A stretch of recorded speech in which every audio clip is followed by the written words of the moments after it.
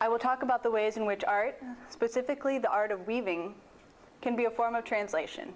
I will talk about how the women who do the weaving use specific colors, designs, and ways of weaving in order to tell a story, preserve their history, or translate their stories into a form of art. Weaving empowers the women to take charge of their own translation through the weaving. They do this to sustain themselves. So I asked the question, how can art be a form of translation? And can art be empowering? Weaving is a very sacred art preserved in many different cultures, specifically in Latin America, such as cultures of Guatemala and Peru. Historically, Cusco, Peru has faced colonialism by Spain.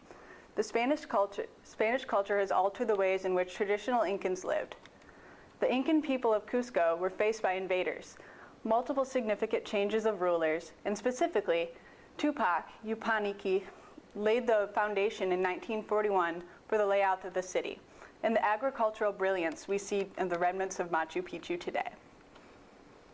Here is a present-day picture of Cusco, Peru. However, the Spanish conquistadors destroyed many aspects of the Incan society and constructed Catholic and Spanish religious institutions.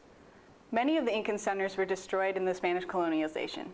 Today, however, Peru is affected by both rural and urban poverty, similar to many of the South American and Central American countries. Moreover, many of the artists of the weaving are rural women. They live in inadequate housing with minimal food security. With the poverty and increasing gap between the haves and the have-nots, these women of Peru certainly have a story and they have a reason to weave. And despite the poverty, the colors of life still shine through in the passion of people of Peru, and they showed this passion through their weaving and their heritage in general. This is a map showing the percentage of people in Peru below the poverty line. As you can see, many of the people are in the green into blue areas. The weaving tells a story of the struggle of the past and the present, and it articulates through art the traditional symbols, designs, and patterns which have survived centuries upon centuries despite the Spanish destruction and colonialization. This is an example of the preservation of art, the preservation of traditional cultures and traditional Incan societies. My understanding of the impact of weaving in terms of translation and empowerment of women is furthered by the upcoming experiences and pre-departure workshops and the cultural trainings that come. Specifically, this summer I have been accepted and have had the opportunity to travel to Cusco, Peru actually, for an internship. We will be working hand in hand with the women of the indigenous Peruvian villages in the highlands of Cusco. Our goal is to preserve the traditional weaving techniques of Peru and to create media texts which promote greater understanding and will interpret the weavings of the lives of the women who create them. Not only will we have the chance to learn the intricate art of weaving, but I will also have the opportunity to become a translator. This is both a duty and a privilege. A duty in that I believe that we as global citizens are handed down the duty to take action and to spread the word or the art or human rights of history in the art of weaving. It is kept within families. The tradition is kept within families, in communities. And in this way, the art is preserved. It is given meaning and significance. And it places more pressure on the need for accurate translations of the pieces of their stories. While the women of Cusco themselves are translators through the creations of their woven pieces, the traditional passing down of techniques and histories, I will become a secondary translator for the women. I will create a photo journal which will include images of women weaving or their weaving objects. And during the slides of these photos will be dialogue of the lives of the women speaking about their lives and how weaving sustains them. My job will be to select images which convey the hardships and the significance of their weaving, and to translate their stories from Quechua, which is the native language of Peru, to English for others to understand. Thus, preserving traditions and translating across cultures, just as the women of Peru have done for centuries. This translation has been done from generation to generation. And the technique of weaving has been retained using the techniques and patterns used in ancient times. And these techniques are preserved from generation to generation, starting at a very young age.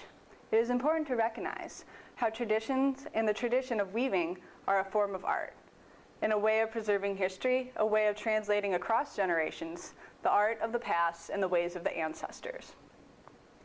For this reason, the weaving is sacred to the people of Peru. As one weaver notes, "I have learned that each and every individual piece of cloth embodies the spirit, skill, personal history of an individual weaver. Weaving is a living art, and an expression of culture, geography, and history." She notes that deep cultural meanings are passed down and evolve over time. You experience them in some way a part of a shared human experience. This shared human experience is one in which expresses the joys of life, as well as the inevitable sadness of life. The human experience is woven into the threads of each piece, and each piece is a story to be told. The finished art is a form of translation in itself. It is inspired by the weaver's personal history and by the natural and social world that surrounds them. Weaving is significant in its function as well as its traditional artistic value. And the art form of weaving articulates its significance in ceremonies of all kinds, such as weddings, festivals, or funerals. The weavers use their trade as a medium for translation.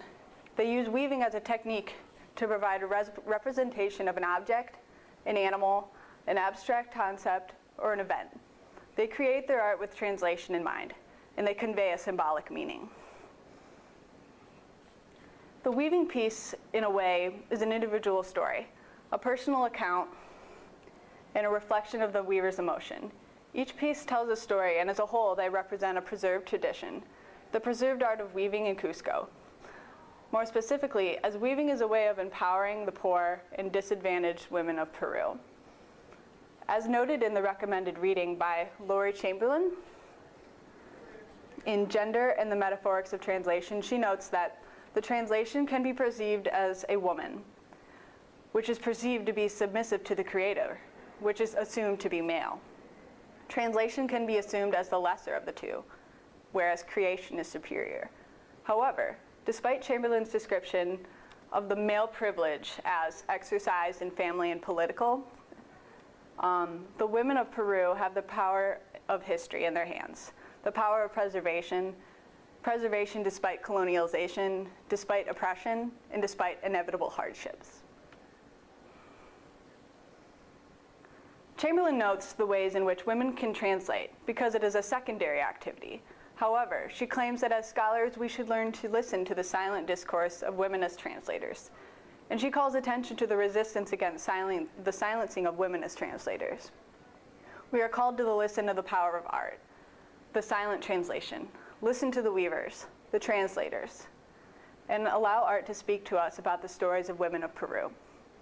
And allow ourselves to delve into art, for engagement and interpretation of art is the empowerment and the voice these women deserve. However, in terms of the women of Peru, they are empowered by the way in which they assume both roles, both the creator and the translator. They create the physical materials by the tradition and the experts of the way of weaving. They are responsible for the preservation of art, the continuation of history, and the storytellers of the community. They are the empowered ones. However, on the other hand, they convey messages of the stories, translate them into art, into weaving. They translate the histories of generations and generations through the practice of weaving traditional arts. As an outsider, I am humbled by the power these women hold, humbled by my job as a secondary translator. And I take into account the stories of these communities and their struggles, and their arts in the way that does them justice and makes their art tangible and gives them meaning to an outsider. It is a daunting task, the task of translation. I would like to end my talk with a quote I stumbled upon by Andrew Boyd, who is a creative artist who designs creative campaigns for social change. It is relevant to the women of Peru in the art of weaving as our understanding of the multitude of ways of conveying human rights translation. He says, The stories are the threads of our lives and weave together to form the fabric of human cultures. And so I ask, how can we look at art as a form of translation? And in what ways does art empower the artist to translate their stories? The ambiguity behind art allows the artist to convey their translation in a way that is interpreted by different people. Does this change the intention of the art, or does it enhance its understanding by encouraging open thought process and connection between the art and the context of the artist? Thank you, and here's my references.